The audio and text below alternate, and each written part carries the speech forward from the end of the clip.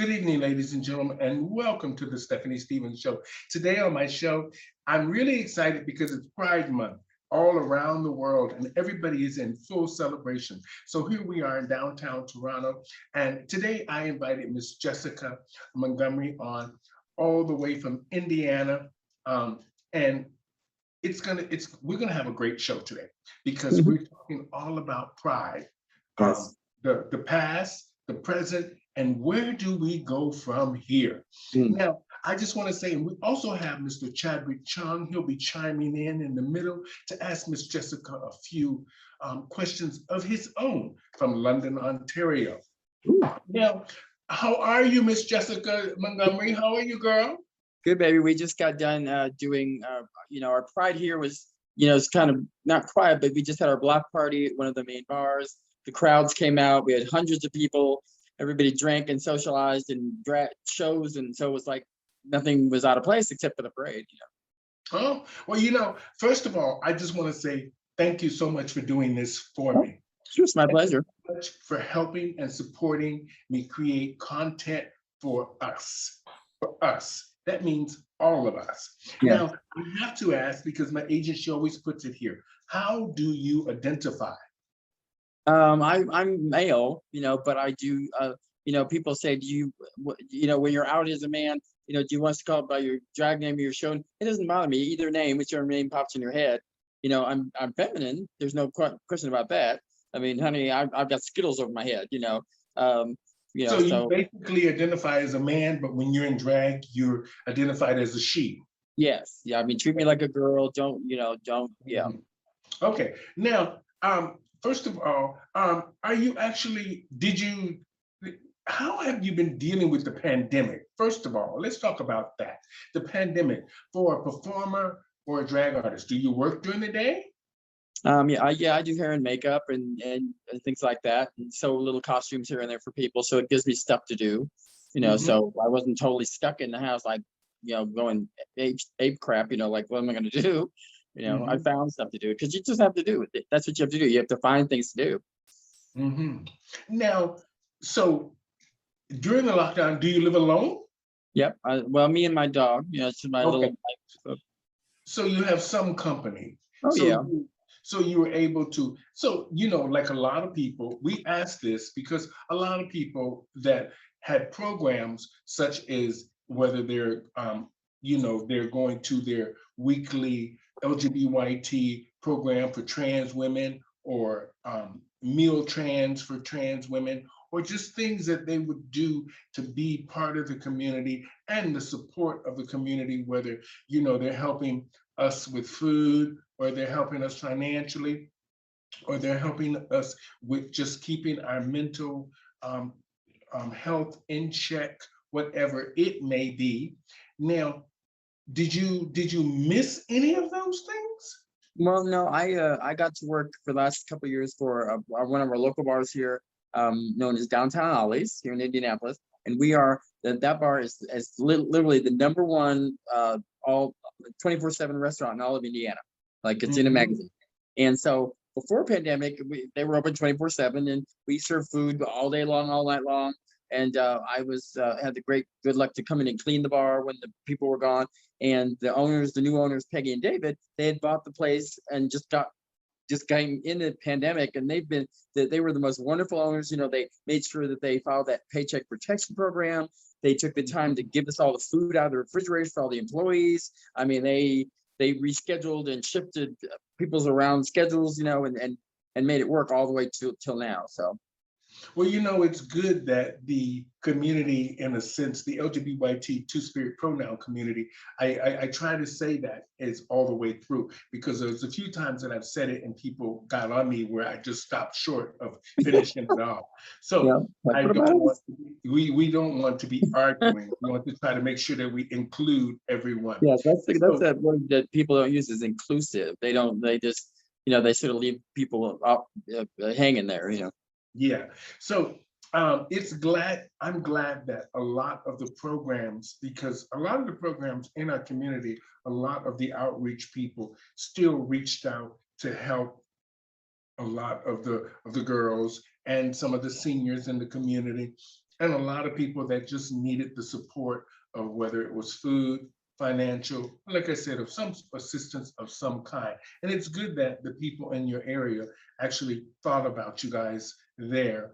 Yeah, And but we a lot of the girls here did a thing. I don't know if you do them there, but when the pandemic hit and you couldn't perform anywhere, a lot of the girls here were doing living room drag shows, in their basements and their Mhm. attics, and raising money and sending it to the HIV organizations and to people that needed it. And so, That's a good thing that we actually, even me living alone, and I'm lucky that I got lots of virtual work after pounding the pavement. I got lots of it, so a lot of people responded to me pounding the pavement, which and it benefited me mentally and it benefited me financially, which I'm blessed. mhm. And I was glad to see a lot of the girls hitting the pavement. I know Facebook didn't like the fact that a lot of girls were on there using the artist's music and and all this stuff. They let a few slide through. They let them slide through for a little bit so they can make a little money. So they can make a little Right. money. But what for you? I mean, being out, did I say Indianapolis? Uh-huh. Did I say it right? Okay. Yep. Now, for me, this would be a small town, right? You live in a Uh, small town? well, it's small, but it's big. I mean, there's stuff to do. Most of our when I first moved here, we had a lot of bars. Then some of the bars closed down. Well, first, a lot of the entertainers were leaving town. Just for jobs and husbands moving and stuff like that. And then a lot of the bars closed down. And I thought, oh my God, what's going on? I thought everybody's jumping ship. What's happening?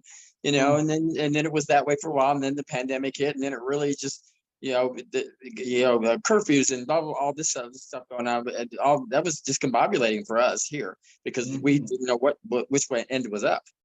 Okay. Let's talk about the parade. Yes, You that's said that you guys didn't have a parade this year. no. Not even a virtual parade? No, we did a lot of the virtual stuff. We did some virtual stuff, like a virtual Pride last year, and then this year we were able to have a block party, and have so many people at it, for the occupancy thing, and so at least there were people out in public now for that. So I think by next year we'll have the parade again. Okay, now, in Toronto, we had a huge controversy about the police being in the past parades. No, Now, I don't think. Why is that? I mean, that's what would be your stance on that? For me, I mean, not that you have to follow my opinion.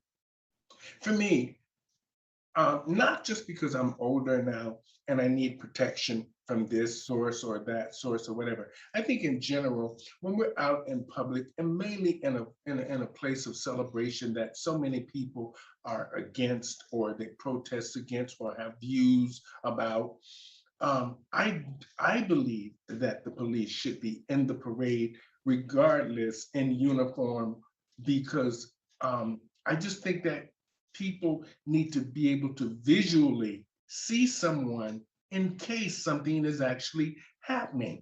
right. And that is just my opinion. What do you think about that? Well, I think that there should be, I've always said that, somebody said to me, well, I just don't understand the gay pride parade. Why don't we just dress normal? Do they have to dress like that? All the leather and the feathers and the glitz and the glass.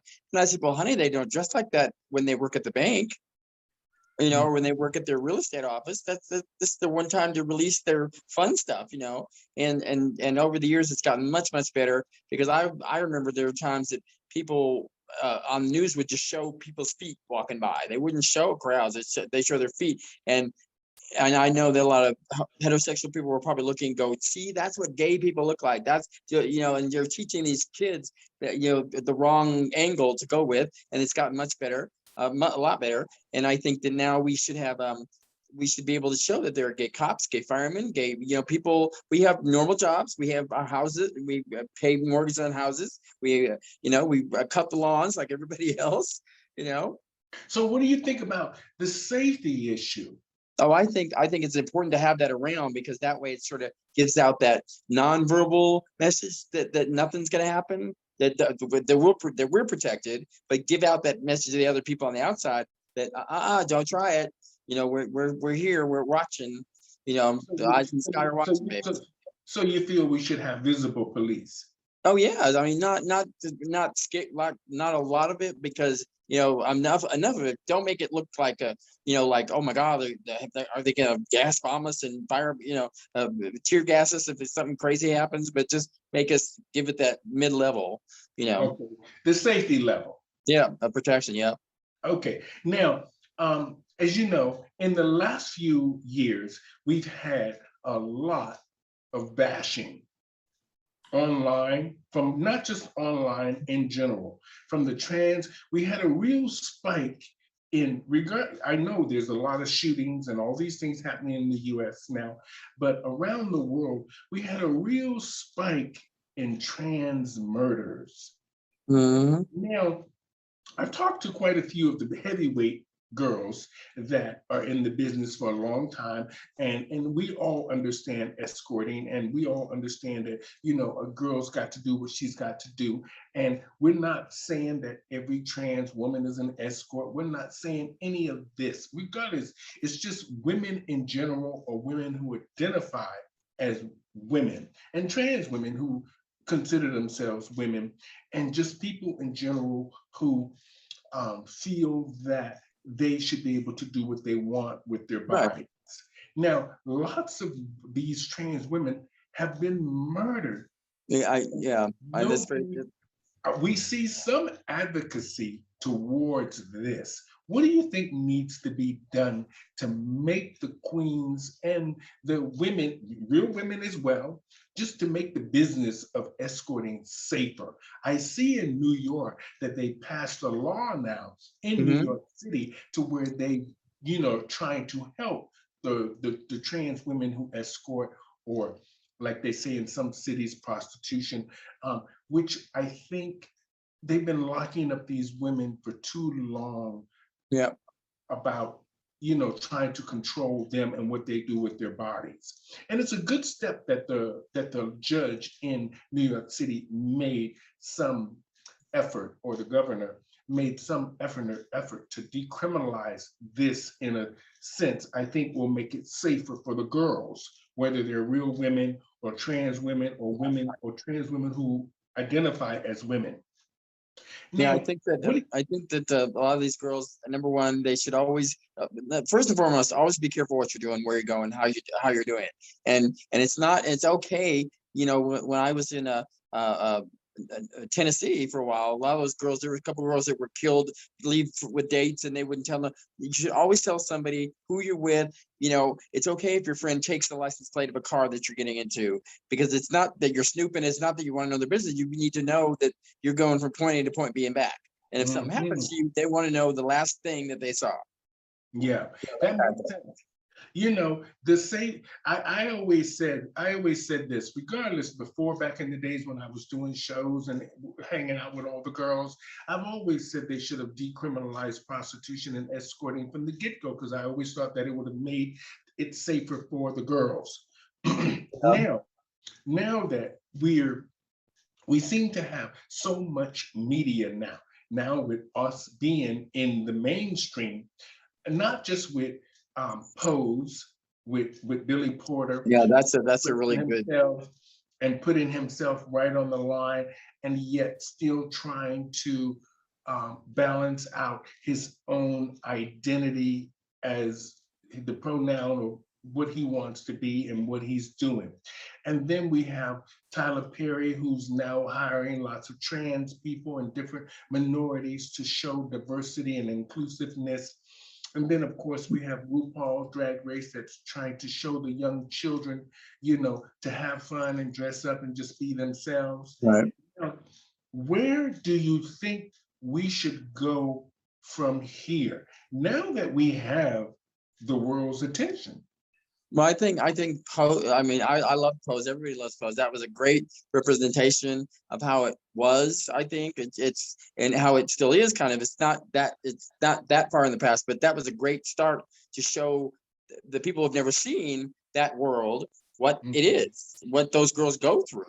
It's not mhm, just all glitter and glam and glitz and fabulous parties. And these girls have to find a place to live. They have to make an ends meet. They have to pay their bills. mhm, That's how it was.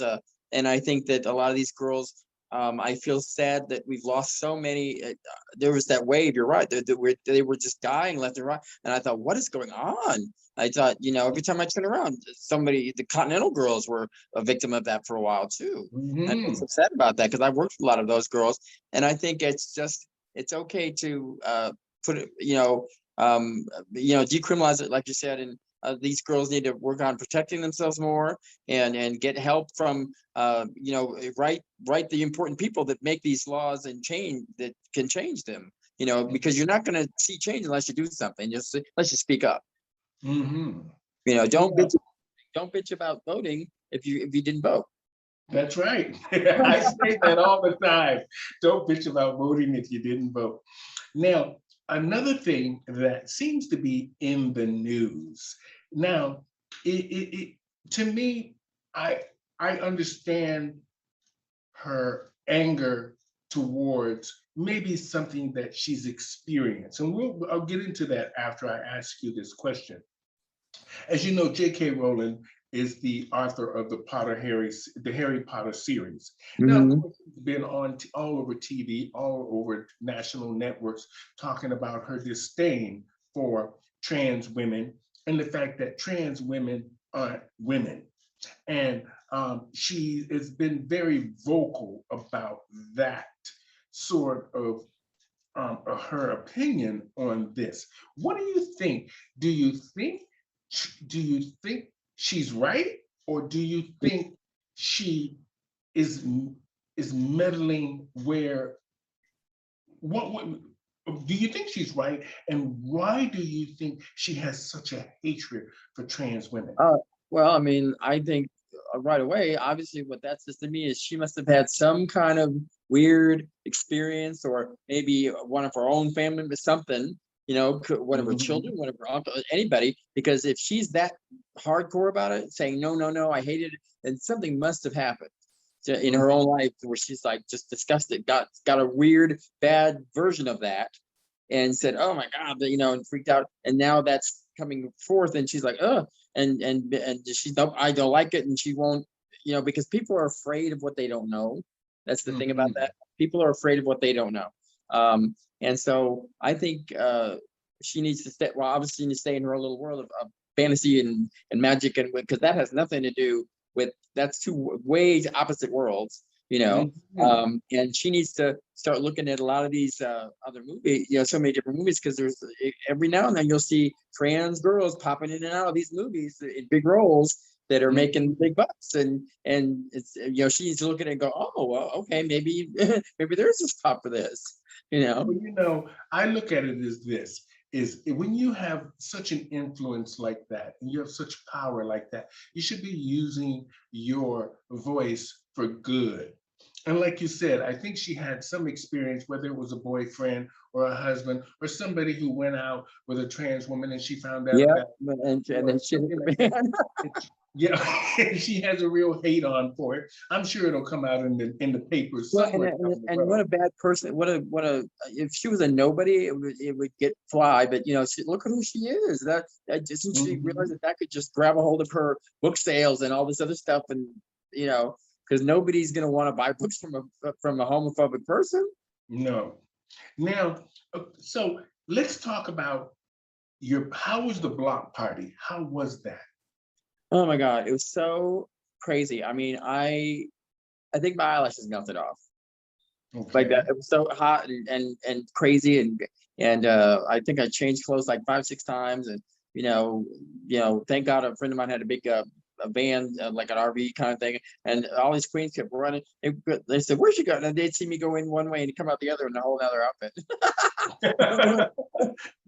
But at least it's good that the lockdown now is kind of subsiding a little bit, and we're all sort of on the same page as getting vaccinated or trying to think about getting vaccinated and make things safer for us all. And it's good to see that you're out and about in the community, and there is some resources to sort of make you feel like you're part of the community again. Things are Yeah, happening, going back to real life, and maybe we've all learned a very valuable lesson from this, that we need each other, because being in my apartment alone all those months Yeah. and no shows and no, I can think about people, even if you had a big family, you'd be tired of your big family Well, after about because when they started using 15 them, minutes.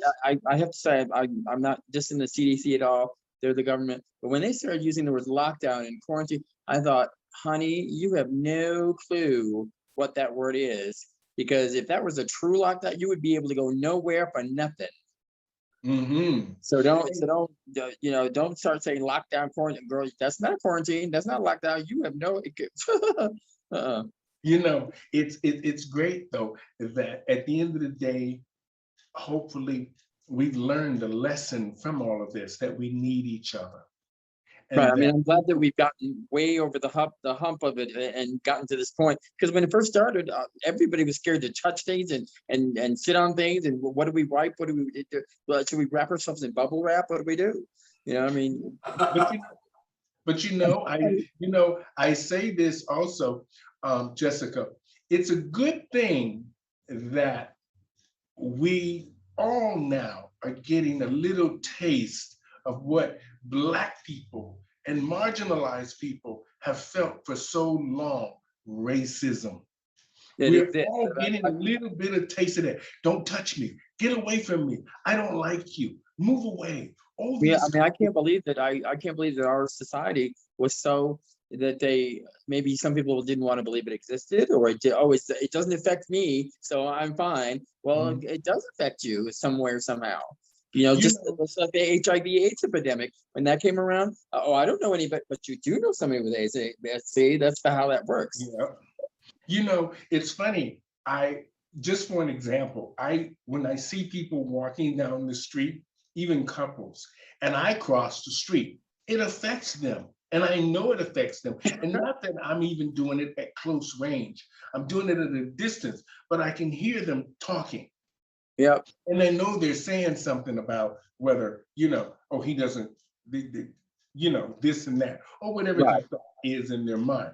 But in general, when you look at it, it's putting us all on the same page in a sense of, you see, you've been treating these people, um, um, it says this meeting no longer has a time limit.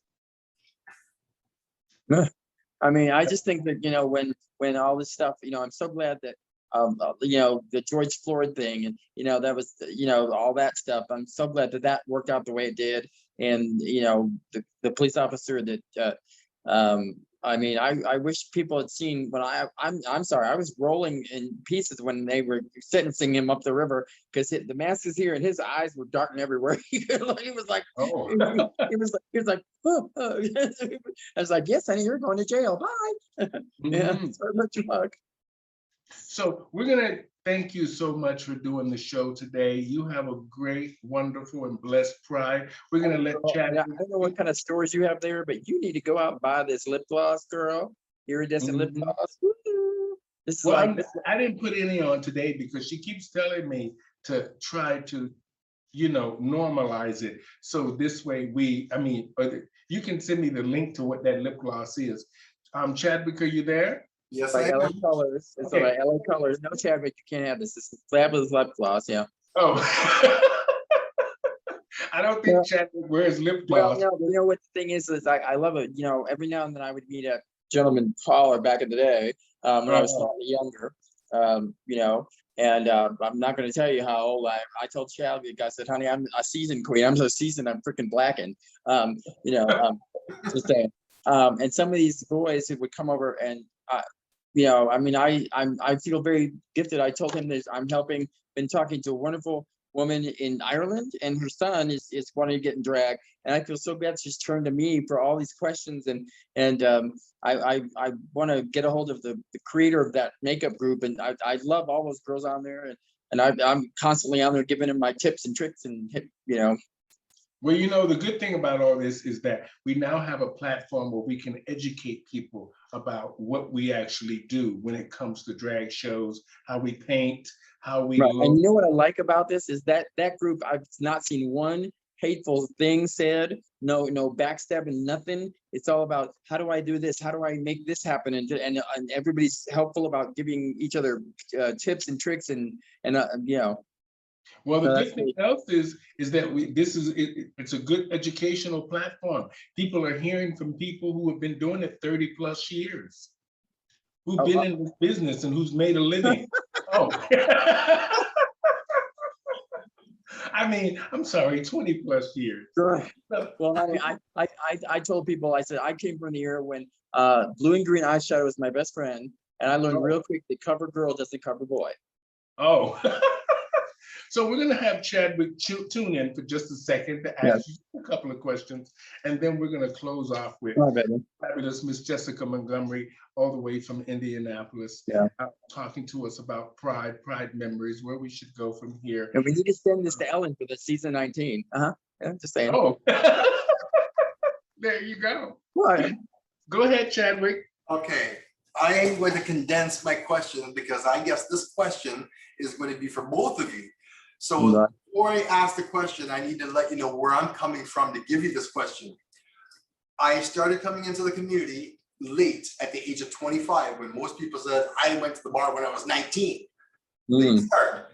I started performing when I was close to my 30s, and of course, drag was thrown at me by the homophobes. Oh, that's what you want to be. You're one of those girls. And at the beginning, I resented drag queens for giving me that image that I never created. And I said, one of these days, I bet you I'm going to be friends with one of them. I'm friends with a ton of them. And I realized what was going on.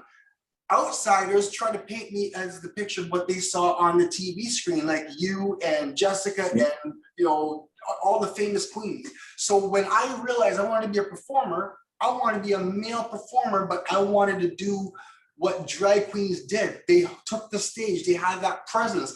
Give me a presence of my own so that I can do something with it. I don't want to wear a wig and a dress. I know how to be me, but I wanted that advice for business people in drag. So now, with that said, next week is going to be my last birthday in the 40s. Next year is a brand new decade for me. Now, my question about that is, what kind of advice would an experienced drag queen like yourselves give advice to someone like me or younger than me who's just starting?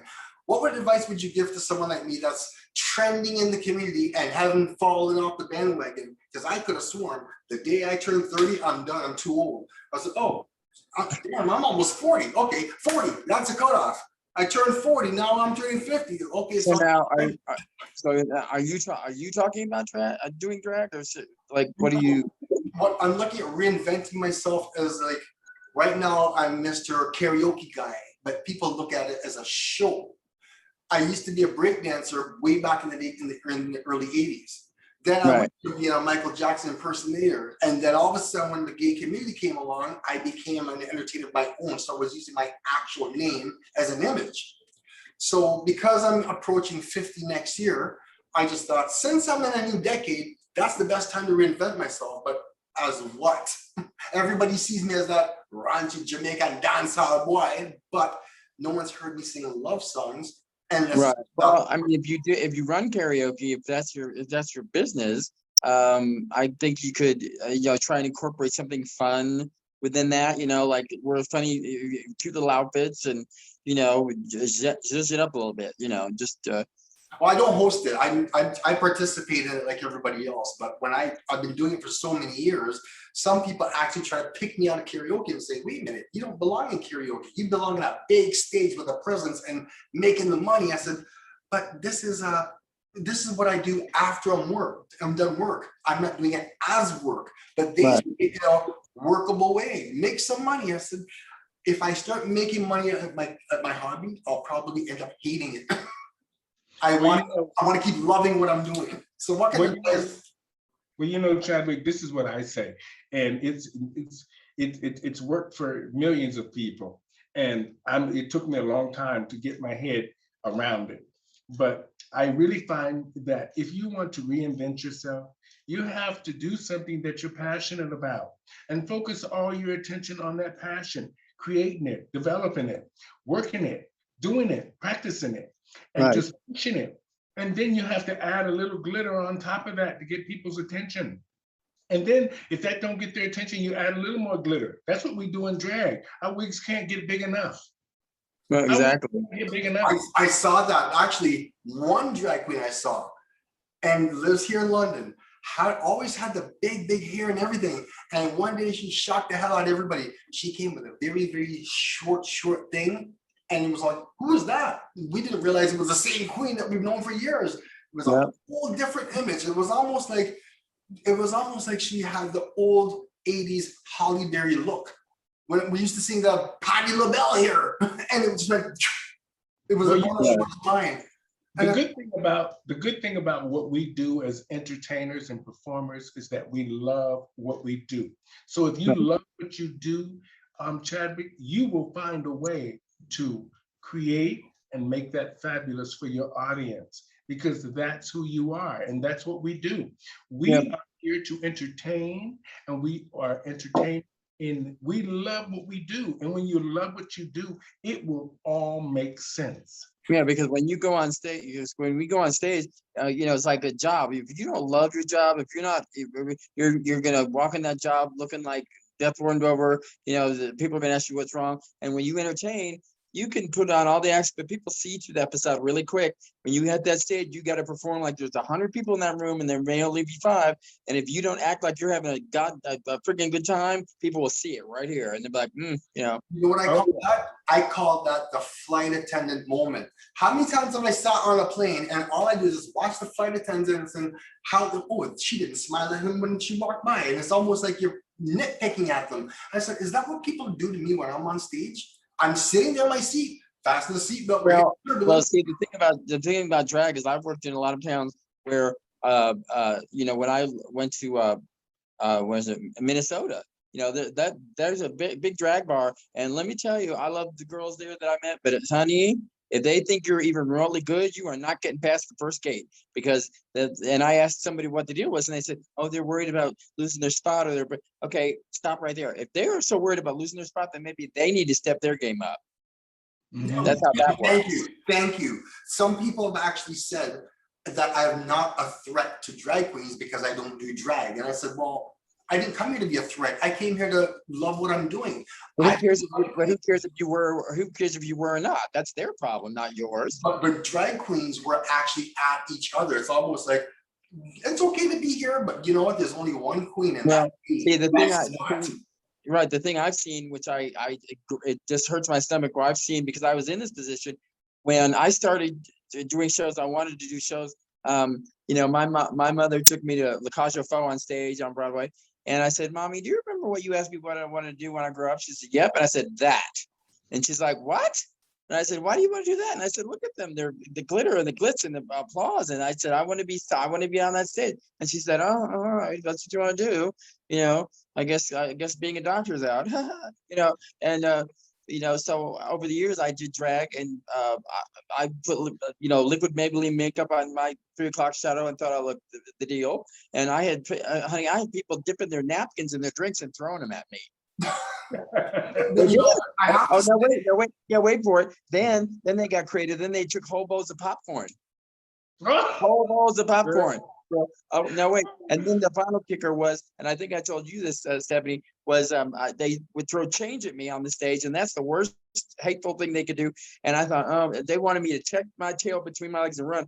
And every Thursday at the Gong Show in Cleveland, they would gong me before I'd get on the stage. That's how much So I said, I'm gonna teach these bitches a lesson. So the next Thursday, I came, and they said, oh, here she comes.